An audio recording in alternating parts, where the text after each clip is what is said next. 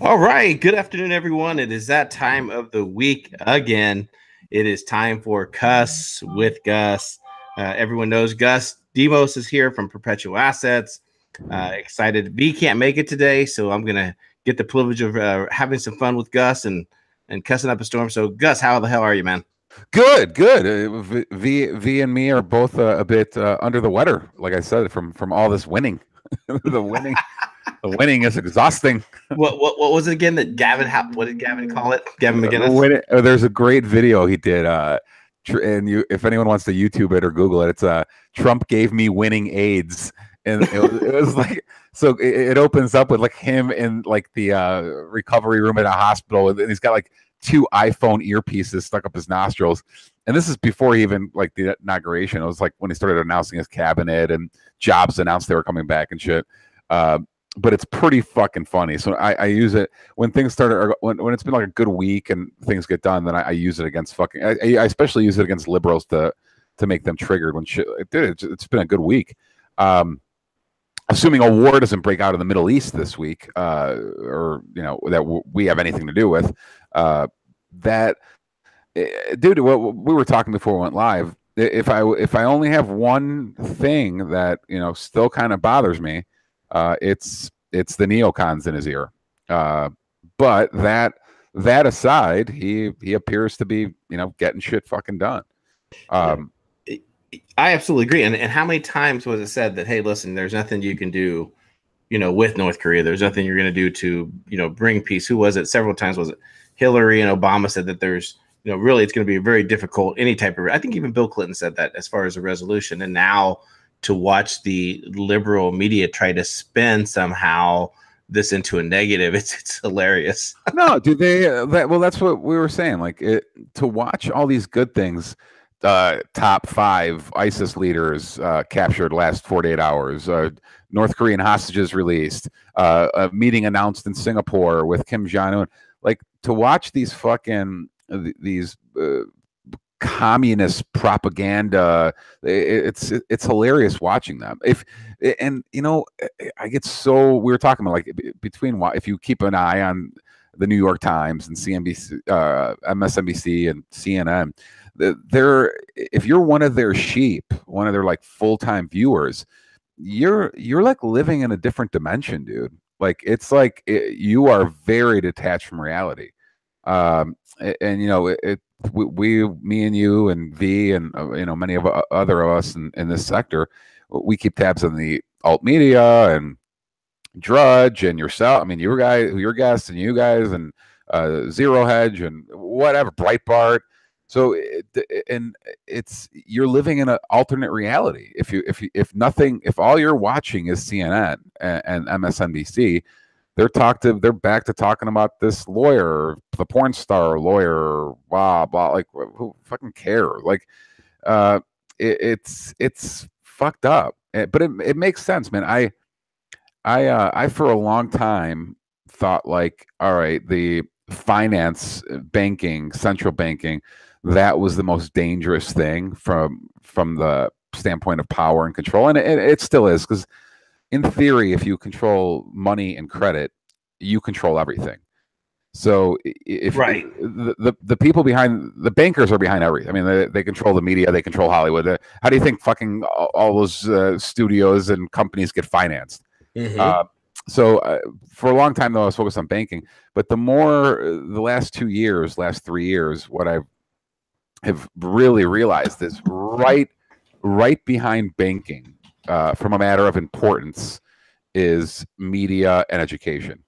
If you control communication, like the media, the universities, the high schools, you control reality, and you could really make the population just walking fucking zombies. I mean, there's something to be said about indoctrination. Dude, I'll go way off topic, but it's related. Yeah, go for it. Have you ever seen the movie Conan the Barbarian? Yeah. All right, with Schwarzenegger and James Earl Jones. So the whole time, Schwarzenegger's trying to figure out the riddle of steel, and depending which tribe you talk to or which ideology you talk to, they have a different theory on what it is. And finally, he comes to James Earl Jones' cult, and they capture him, and while they're beating him before they crucify him, James Earl Jones tells him his version of the riddle of steel. He's like, I'm going to tell you what the fucking riddle of steel means, shithead. And he says, steel doesn't mean shit. It's power, the hand that wields it is what's relevant. And then he demonstrates to Schwarzenegger by taking this brainwashed zombie cult member who's this woman who's up there, and he goes, come to me, my child, come to me. And the brainwashed zombie jumps off the fucking cliff to her death. Like, because she's so brainwashed and such a sheep that James Earl Jones is like, dude, steel's great. And I equate it to money or gold or whatever. Wealth is great. Steel's great. All that gold's great. All that shit's great. But if you could bend people's mind, like they're so fucking brainwashed that you could bend people to your will, you control their reality. And that's real power. And I diverted to that because and it fits into the story of Plato's cave, and you could define. And Lenin said, if you give me a kid for however many years, he'll be a Bolshevik forever. Mm-hmm. Right.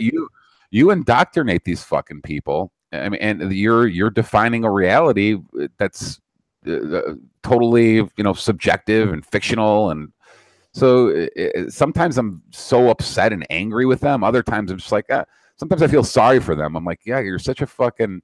You sit there and watch these fucking liberals bullshit you all day, and yeah, you can't figure out why you're living in your mom's basement and you're angry. I mean, well, for starters, yeah, I completely agree. Great analogy of that, and I think it's very unhealthy. It's very unhealthy what the Democratic Party right now is, and the media is dragging through right now, because this entire time they have just been on this full narrative that Trump is evil, and Trump wants to deport all people, all non-white people, and they continue to live in this hellhole. I mean, you want to talk about negative energy, Gus? I mean, to spend that much time in there, it's no wonder they're so freaking delusional.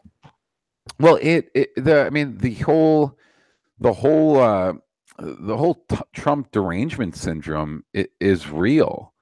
I mean, the way these people have, as a guy who spends a lot of time out and about in the scene, at dinners, at bars, at whatever, like you're literally talking, and it's not half the population. Sometimes I misspeak and I say half.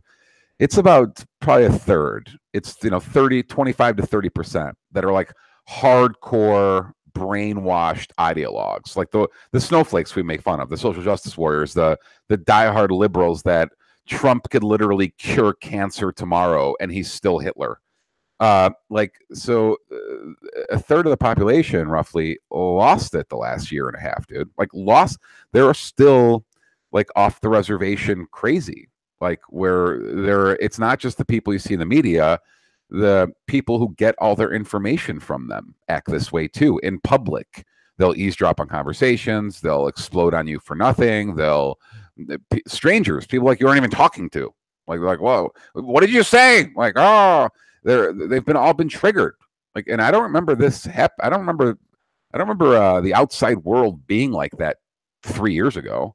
And even when the social justice warriors were shutting down free speech and shooting speakers down on campus and all that, it got insane the last year and a half since the election, and I attribute that is solely placed 100% placed on the media.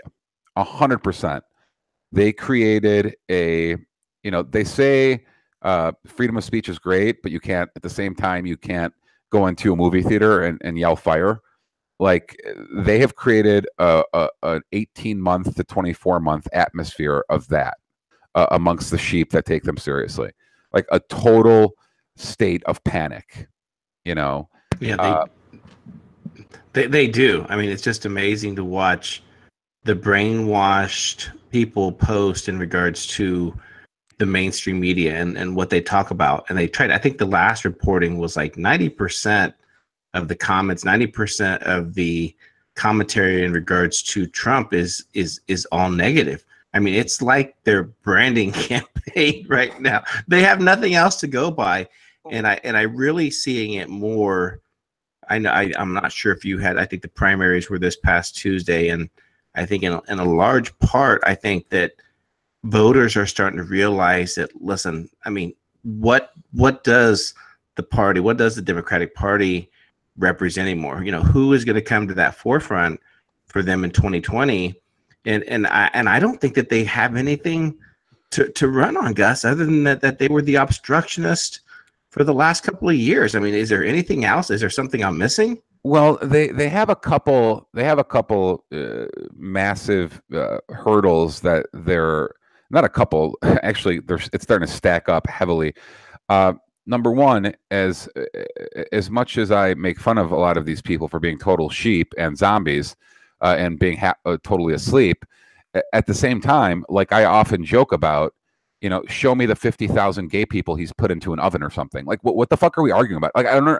What the fuck are people talking about? Like, he's Hitler. He's a Nazi. What's like the Klan? Like, it's all like this bullshit that fucking dumb fucks by. Like, I'm like, all right, well, show me all the people he's killing. Like, what's going on? Like, show me some tangible proof. People are noticing that their lives aren't much different than they were 4 years ago. Like, so, right. So Anderson Cooper could keep trying to tell everyone that Trump's going to unleash firing squads on the trannies. But unfortunately, well, I mean, let's be honest. People are going to eventually notice, like, oh, nothing's happened. Like, it's all bullshit. All right. So eventually, reality is going to, you would think, for many of them, and I think it already has, reality overtakes rhetoric. Like, it's like, all right, they were trying to scare the bejesus out of us. That's the first thing. The second thing is, and this is what I'm most happy about, is the last, and dude, I'm guilty of this too. The last 18 months, last 2 years, so many people I talk to or meet or whatever are so much more skilled at articulating the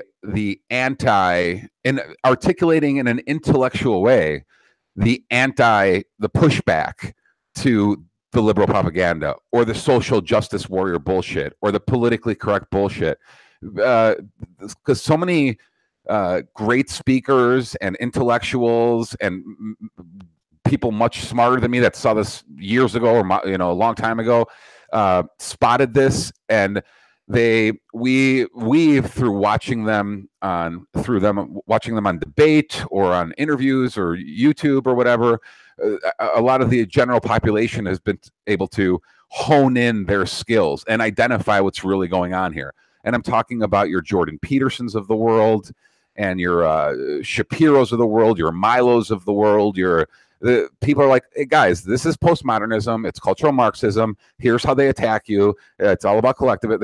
Everyone in groups. Here's what they do. Here's their tricks. Here's their the liberal plan of attack, which I sensed was weird 3-4 years ago, but I really couldn't articulate it or explain it or understand exactly where it derived from. Again, 3-4 years ago, I was focused on nothing but the economic side.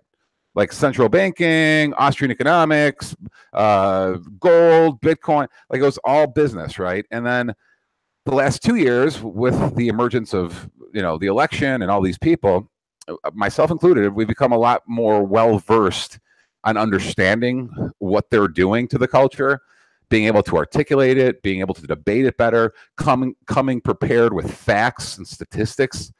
As opposed, and I don't always use the facts and statistics. Just sometimes I just call them blue-haired butch. Shut the fuck up. But the point is, we know their plan now, and it all makes sense. Once you have a roadmap for this, exactly what they're doing, you're like, oh yeah, okay, it's cultural Marxism. It derives from this. They've replaced the proletariat, the capitalist, and the workers with the oppressed versus the so it makes perfect sense. Like it's been laid out wonderfully for us, and now so many more Americans understand what the fuck's going on. Oh, you nailed it. Yeah, and I also think too that there's still so much though also political discontent that's out there. There's so much discontent with the media. I really think heading into 2020 that, as far as like an awakening and people wanting to do something different than the normal status quo. And every year I keep waiting for some type of, libertarian, some type of, more freedom, and Gary, I think the momentum right now is shifting heavily, towards, re-election in 2024 Trump. I would never pledge blind allegiance to anyone. I think that's very, very dangerous. And I will still, call Trump out for the things that he does is wrong. But there are still some of those concerns, some of the level of discontent that's there. But if you look at the most recent actions and what's happening in regards to, yes, it's concerning regarding Iran, trying to figure out where's that going to go? Is it going to lead to escalation? I'm not happy that we're probably going to see maybe, $4 gallon again price at the pump. We'll probably see oil spike to $80. So, economically, any type of tax cut you receive, pretty much that benefit's going to be gone due to higher gas prices and inflation.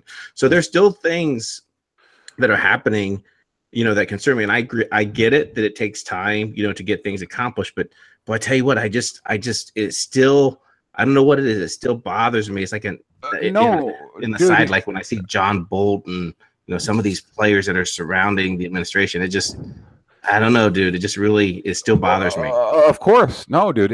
Listen, man, in my perfect world, Trump is far from perfect. And my perfect candidate is Ron Paul's ideology with Trump's personality and balls. So Ron Paul has the perfect, perfect's a strong word, but Ron Paul is like, check the box, check that box, civil liberties check, pro-weed check, Austrian economics check. Like Ron Paul is the goal, but Ron Paul doesn't have the personality. Ron Paul's lacking was he's not like the fucking guy who could own a stage, he's not. Obama had that thing, Clinton had that thing, Reagan had that thing, Trump has that thing, that's hidden, I don't know, gravitas or fucking something. And that, so if I could take Ron Paul's, ideology and honor and ethics and plumbing Trump's personality and fucking balls and the rest of it, that's like perfection. But no, the neocon thing is dog shit.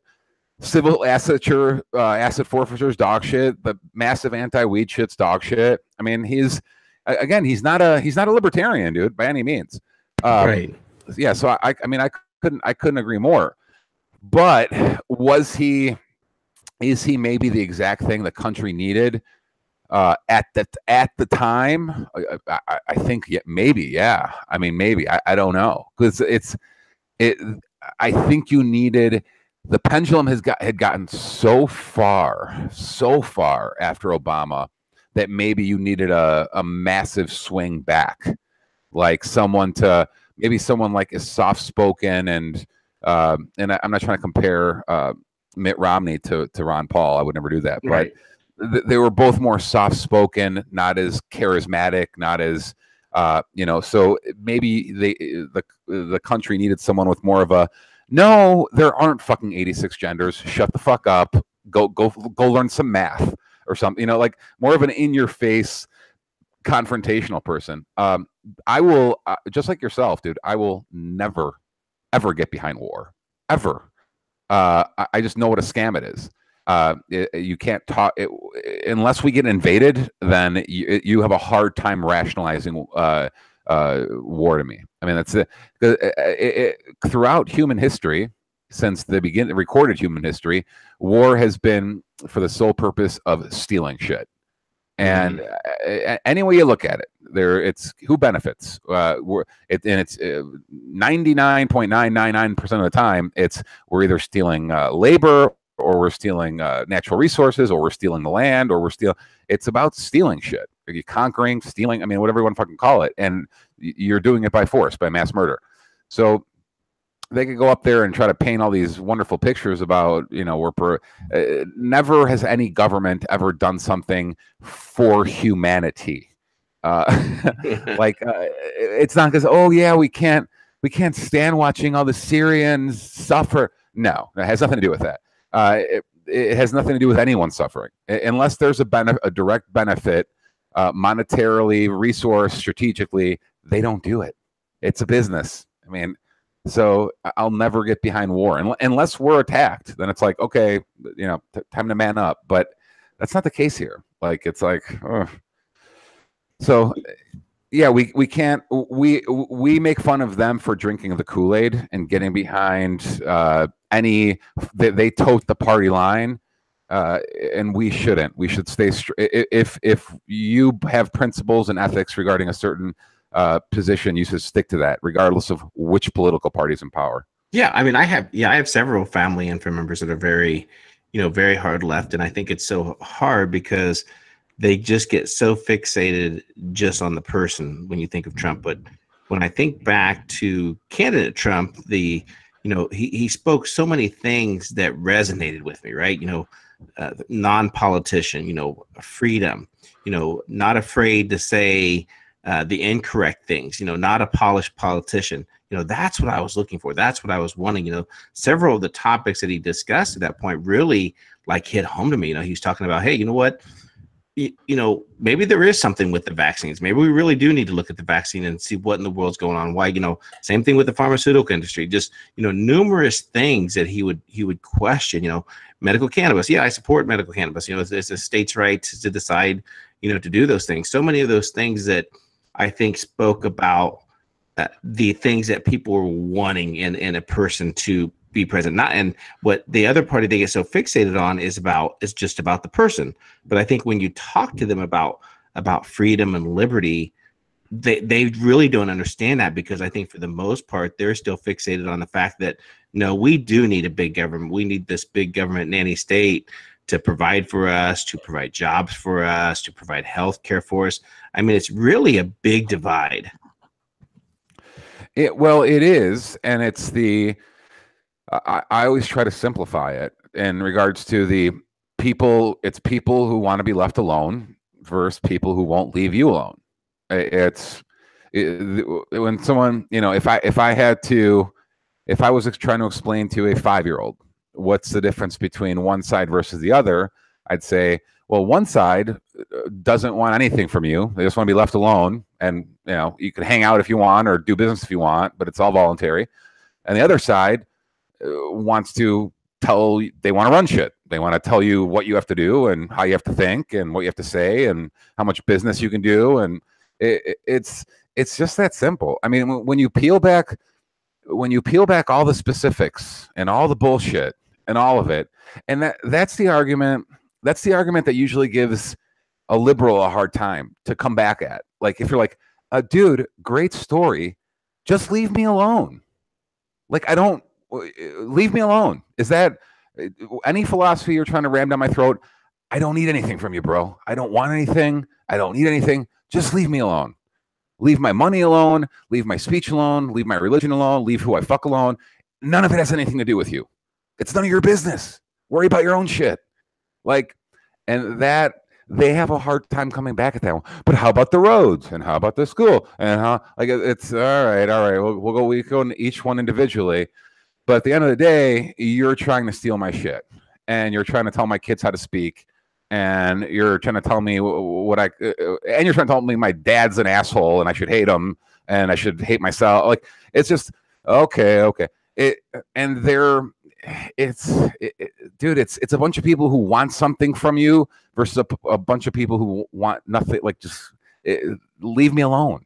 And if I had to dumb it down, that's the best way I could dumb it down. And I'd love to get anyone from your Lawrence Krauses to your Hitchens of the world to your Bill Maher's of the world. I'd love to debate them on it. Just like, leave me alone. Do you own me? I'm trying to leave you alone. Why won't you leave me alone? Like, and they have a hard time coming back at them. But the kids, but like, they throw all these. It's all emotional. It's all emotional arguments. Absolutely. It's like, but the racism, but the sexism, but the Islamophobia. I'm like, dude, my responsibility is to my family, me and my family. I will take care of my family. You take care of your family. If everyone stays in their lanes, we'll be just fine. And it's, they want to create this world where there's like, I don't know. It seems like they try to demonize the people who are self-sufficient and want to be left alone. Like, you're greedy. You're a greedy capitalist. And then they take the people, like the people who make huge life mistakes, and they try to make them heroes. Or there should be no ramifications for your mistakes. Mm-hmm. Like, oh, I took out $250,000 in student loans to major in gender studies. Now I can't get a job. Please, I need student loan forgiveness. Or I have been in jail 5 times. I've been arrested for violent crime. I should, or I had 3 kids from 3 different people. I should, like, it's like all these things. Yeah, those are bad life decisions. I don't know what to tell you. Like, yeah. Sorry. Guess what? I didn't do any of that to you.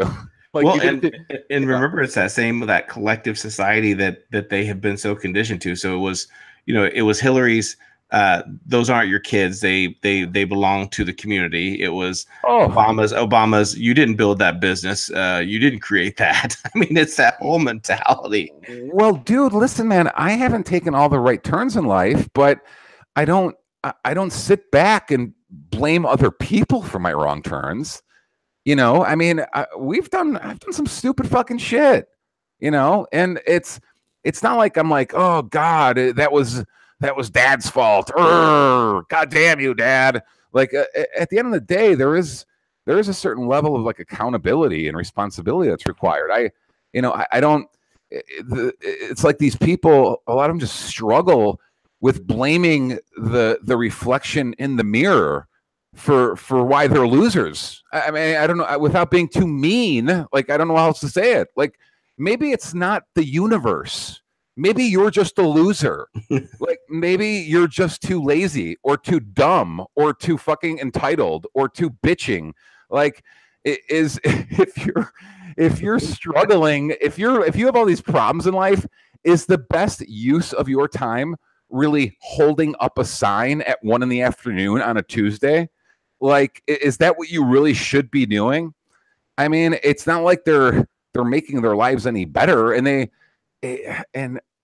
I'm going off on a rant, but I think it's like it's like this constant state of they're trying to relive the 60s. Like, we're gonna have this revolution, and we're gonna usher in, and we're gonna picket, and we're gonna march, and we're gonna have orgies on the sidewalk. And it's like, I don't even know what the fuck you're protesting. Like, I don't even, I'm always stumped by someone. You'll see it all the time. I've seen a couple guys pull it out, and they never know how to answer it. Give me one law or right that currently, today, 2018, that I have that you don't, and they can never answer it. It's like, crickets. It's like, oh yeah, but let's put some pussy hats on and go take 3 days off of work. And like, what? All right, good luck with those student loans, dumbass. Go march with your pussy hat on, dummy. Like, I don't know what to tell you. It's like, it's losers who like, they can't. It's like they can't figure. They want to blame the system for them being losers. It's like, oh, all right, well, good luck with that. I'll be trying to start a new company over here. Good luck with your protesting, dumbass. Like, I mean, fuck. Yeah, what's always a fun conversation as well is introducing or explaining like cryptocurrency. And I had a very eye-opening conversation talking about, because the current model is IPOs and raising capital and venture capitalists and all that. And so then you start to talk about the crypto world with ICOs or tokenizations, all those kind of fun things, right? And it's amazing people that are still in the belief that they feel it's the government's role to control the money supply, that it should be, that we shouldn't have anything, a non-tangible or a tangible thing that's not centrally controlled by the money managers. I just don't get that, Gus. I mean, the day and age that people want to still like believe that there's a big role for a nanny state and a government and a Federal Reserve. I mean, come on.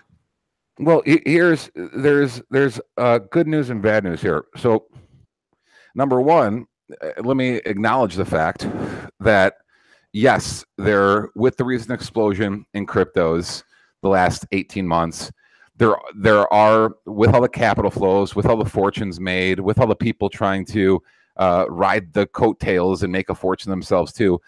Yes, bad characters emerge. So not all these ICOs, you know, are going to be on the up and up, and not all of them are going to be the greatest things in sliced bread, and not all of them are going to make you a fortune.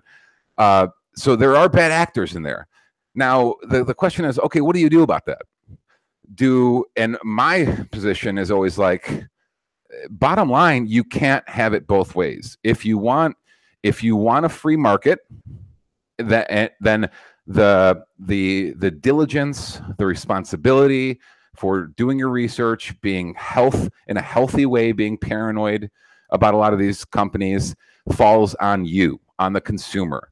We can't bitch about Big Brother all the time, and then at the first sign of trouble in a free market, scream for Big Brother to come help us. Yeah. Like, so you can't have it both ways. Like, there are con artists in every single fucking industry. There's no reason why crypto. Yeah, absolutely. Yeah, it's just like any profession, right? Any profession, there's good and bad players. IT, finance, healthcare, for everything. There's scammers in every single fucking industry in this country. The crypto shouldn't be any worse or any different. So the responsibility as a laissez-faire capitalist, the responsibility falls on us. Do your diligence, be careful, etc. But the thought that we need Big Brother to, you know, regulate them up the ass and blah blah blah. That's Somebody has to be there, Gus. Somebody has to be there. Yeah, I mean, I'm never pro that. I'd rather let the chips fall where they may. I don't want to protect anyone from themselves. I'm very paranoid by nature. I take fiduciary responsibilities very seriously. We do as a firm, and I myself am even more paranoid than Will is. So yeah, you're not. I mean, everything. Does everyone wants to? A lot of these people, the last 12 months, know that there's a lot of consumers out there that quote unquote missed the boat on Bitcoin. They weren't there 3 years ago, 4 years ago. So everyone's looking for like the next Bitcoin. So some ICOs have done great. Others, it turns out they were just pumping dumps. But the responsibility should fall on us. I mean, don't. Oh, absolutely. Absolutely. Yeah. It's voluntary. No one forced you to go buy that. No one forced you. Yeah. But at the same time, like, fucking A, don't be a sucker. Like, I don't know what else to say. Like, it's like, do some diligence. Not everything's good. Don't believe everything you see or everything you read. Like, I mean, it's always tempting to go for 100 bagger, but I mean, have we reached the point where if you only make 20% a year, that's bad? Like, I mean, come on, shit. It's like everyone's trying to get a private jet next week. So just be careful out there. But I would never say, oh, the answer is more government. We need more government. No. That's never the answer. I think and I think some of that responsibility is when. Do you remember? It's changing the subject for a minute. Do you remember when like MTV came out with those shows that, you know, Pimp My Ride and what was it, My Crib or something like that showed these like 27-year-old people with these outlandish vehicles and homes and everything. So now we have a whole younger society that's coming out. I was thinking, that's going to be my house. When I get out of school, that's going to be my house. That's going to be my car. I don't want to work for it. I'm entitled to it. That's my car, my house. Yeah, of course. I mean, my dad used to tell me something, and it holds as true then as it did today. If you shit in one hand and wish in the other and see which one fills up first. Yeah, I mean, you could sit there and daydream about Ferraris all day and mansions and private jets, but at the end of the day, you actually have to go out and fucking earn it, right? So, and that just, I think that ties in. I don't know if I'm getting old, but I think that just ties into like the whole entitlement culture. It's like they grow up in this reality TV bullshit, and they think this is the way life is, and then the college environment doesn't help them. So yeah, I mean, we wonder why we're churning out these these snowflakes that expect this and expect that. Dude, there's so many comedic great sketches on like YouTube that are like millennial during job interview or something, or millennial versus generation, where it's like these. And it's fictional, it's comedic, it's comedy, but it's like sitting down with a job interview with millennials. And they're like, excuse me, 8 a.m. What is that? Like, it's like they want to come in at 11. They want to do this. They're, you know, they want to know about how many sick days they're gonna get the first month of employment. And it's like, Jesus fucking dude, it's incredible. You gotta wonder what it's gonna be like when we're like at retirement age, when we're 65 and they're really running shit. I mean, if we've already reached the point of you know, mandated sensitivity trainings and shit like that, it's like, goddamn, what the fuck is this place? What is this world going to look like in 20, 30 years? Right. Yeah. And I don't think it's all of them, but I had the opportunity a couple weeks ago. I was a business owner and I went in and was talking with, he had a pretty good setup, and I was looking at some commercial property, you know, in that area. And he was from El Salvador, and you know, he was so proud of his business. He showed me all the different states he had operated in, his full menu. He had completely invested himself and redid his entire lease space. I mean, he probably put easy, you know, 80, 100 grand into it. And so I started asking, like, well, how is your business? And he goes, well, the business is kind of slow right now, everything. But right now, my most frustrating thing is trying to find good help. He had shared that, Gus, this was a month ago in April, and he had been through like 35 employees where he couldn't find just good, you know, 10, 12 bucks an hour help. You know, they were constantly on their phone. They wouldn't show up for work. And he was just at wits. And he had a very interesting point. It's like, you know, he said, you know what, 10 years ago, I didn't see this. I used to be able to hire people to come in. They'd bust their ass. They would work hard. They would asked to do extra work. He goes, I'm leaving this country. I'm concerned because I'm looking at this future generation. I'm concerned. So he was closing down his doors because his lease was like $3 or $4 grand a month. And, you know, with that high of a lease, it was a real small facility. But he was totally like, you know what, I'm packing things up. I'm gonna head out where people really want to work an honest day's pay for an honest day's labor, you know. So yeah, it is concerning. Well, I think when we were growing up, it was a case by case basis. Like, so, I mean, there were the kids who were entitled lazy brats, but there were also kids who were, you know, tougher, and their parents engraved in them, you know, a better work ethic, or the world doesn't owe you anything, and, you know, just common sense shit. But it seems like that generation specifically, it seems like it was like a cultural phenomenon. Like, it was like the whole society shifted to that entitled, whining, lazy, like pussy. Dude, and that's a great line in that new Cobra Kai series. Yeah. When Johnny goes, this is the karate I learned, which is perfect for your pussy generation. And I don't know, dude. It's like the peak performance. And what's weird is, like, the peak performance athletes, I mean, they've all gotten faster and stronger, and, you know, any sport you look at, you know, MMA, NFL, whatever. So I don't know, but that's, if you analyze a bell curve, that's just like the massive one side of the spectrum. The middle of the curve is where, like, the estrogen, like, they're all just like pussified, lazy, spoiled. Maybe it is a social media thing. Maybe it's a reality TV thing. Maybe it's maybe this country's getting too decadent and too rich, and people, that might be the simplest way to explain it. These fucking people have run out of shit to bitch about. Like, Too much, yeah. Like, it's just no one is really starving in the streets anymore. There isn't any genocide going on. Like, they've run out of shit to bitch about. Like, it's like, oh, we got to bitch about a Starbucks bathroom now because black guy wouldn't buy anything. It's like, oh yeah, that's the Klan is back, fucking retards. Like, dude, it's just all bullshit. It's like they run out of things to bitch about. You know, it's like, all right, I guess we're bitching about again, which maybe ties into why they're always looking for the next victim group. Like, and again, I don't have the stats in front of me, but what percentage of the population are really trannies? Like, 1 out of 1,000, 1 out of 10,000. Like, I don't know. I'm assuming it's a pretty small fucking number. I don't see them often.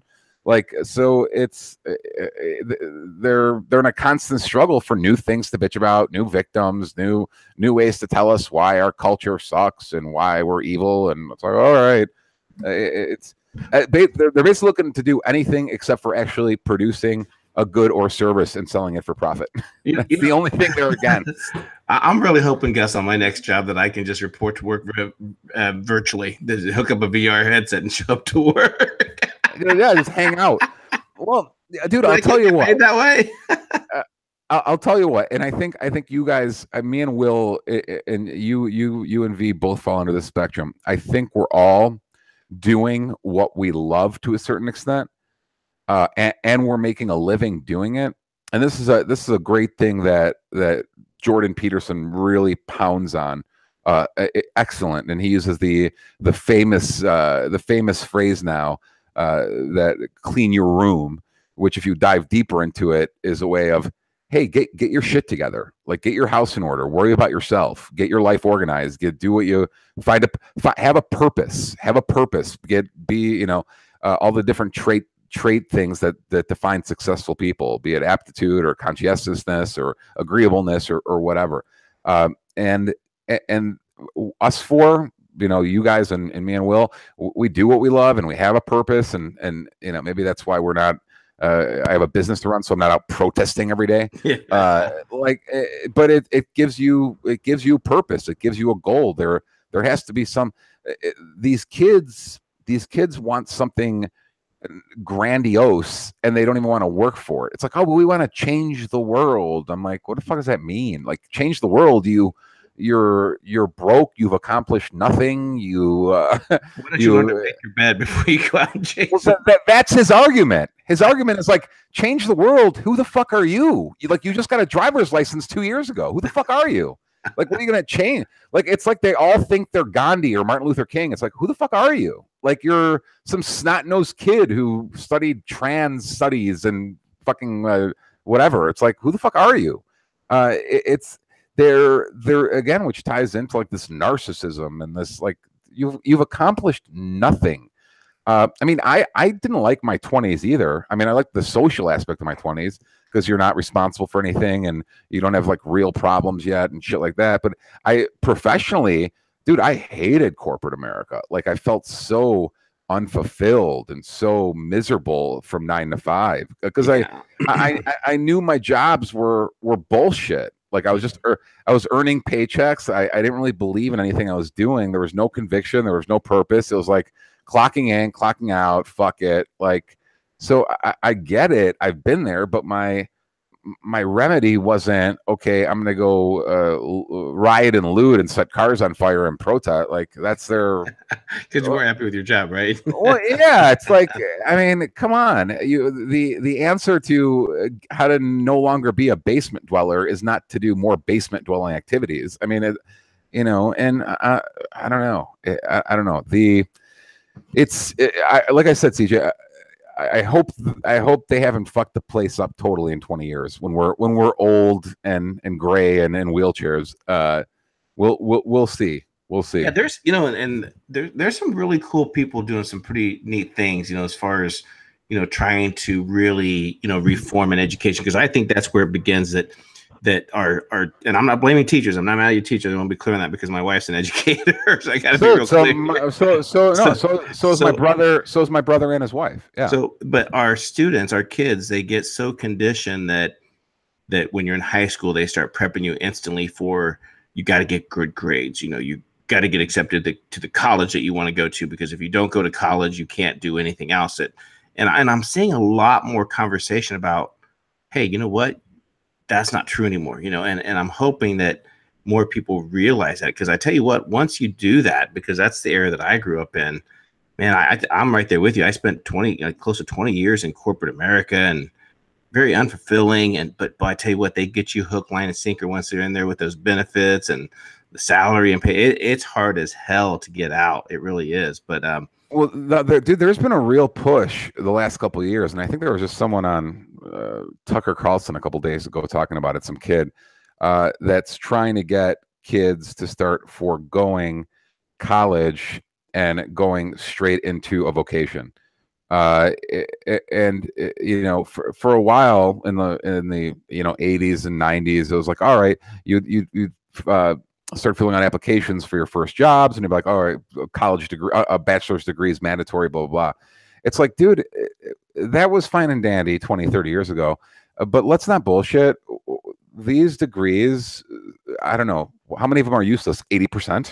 I mean, or unless you're going to school for engineering or medicine or applied absolutely. Yeah, absolutely. If you're dropping a $250,000 on fucking gender studies or African studies or queer studies, like, dude, you're a sucker. Like, I don't know what else to tell you. Like, you're going to learn why you're a victim, and you're paying someone and even if you want to be a liberal sheep, you don't have to pay $250,000 to do it. You can just go on YouTube and figure out you're a sheep.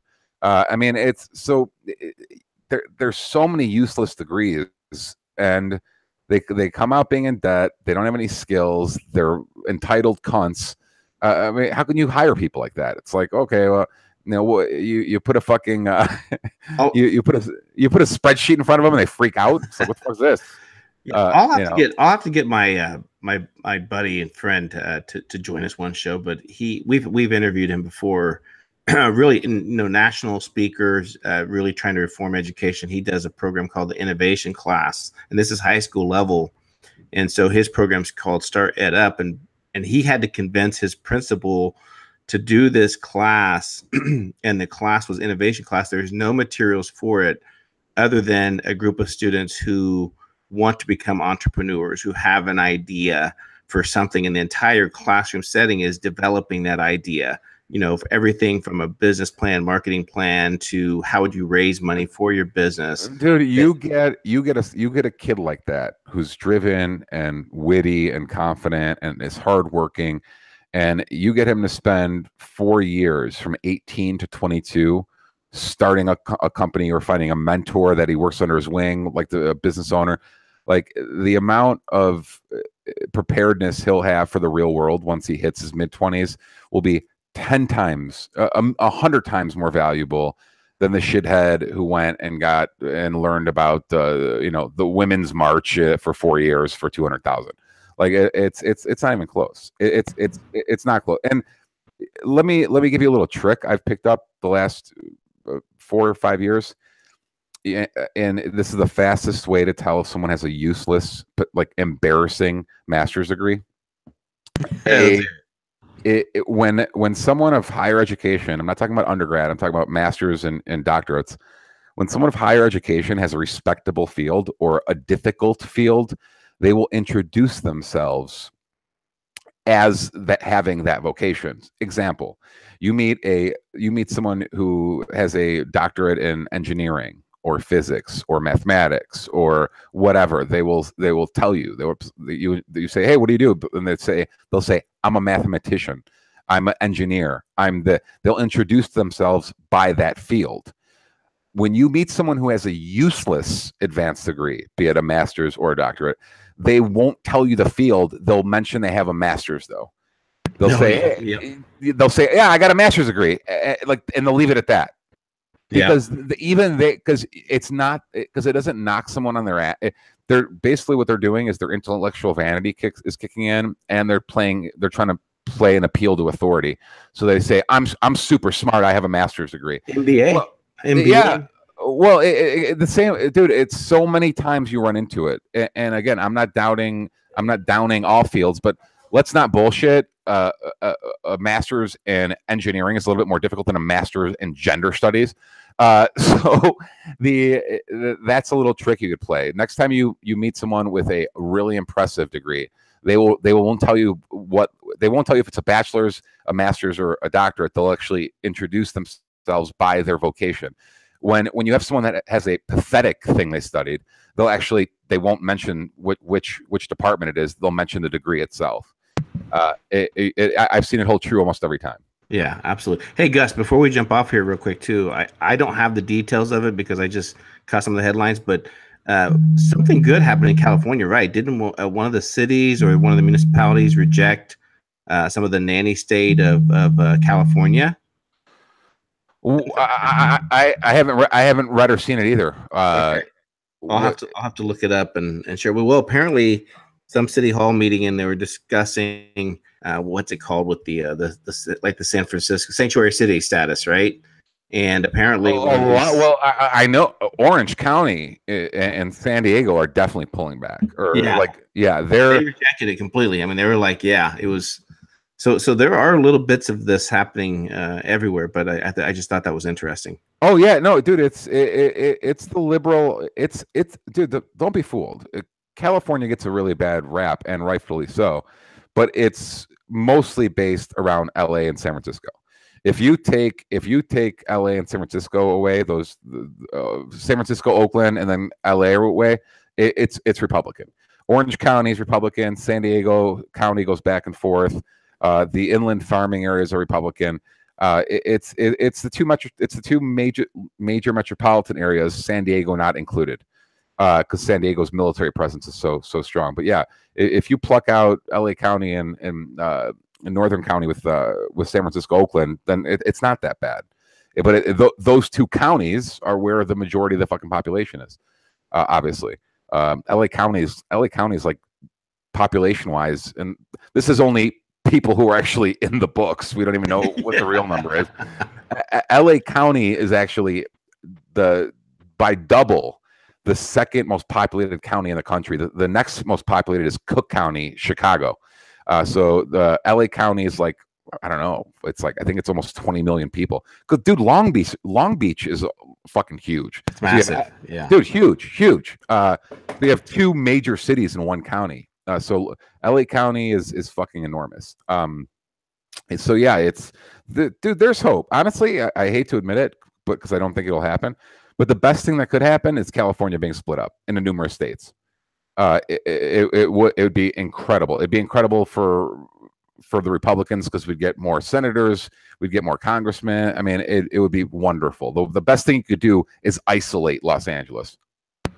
Exactly. Gus, plug your site, plug your work, man, for our listeners. Perpetual Assets, perpetualassets.com. Check us out if you have any type of a U.S. based retirement account. Let us know if you're interested in managing yourself, crypto, metal, etc. Perpetualassets.com. All right, and this is CJ. Please make sure to subscribe. Make sure to like and also share the show as well. We appreciate our audience. And so, Gus, thank you for a great show. Dude, pleasure as always, amigo. All right, take care, everyone. You too.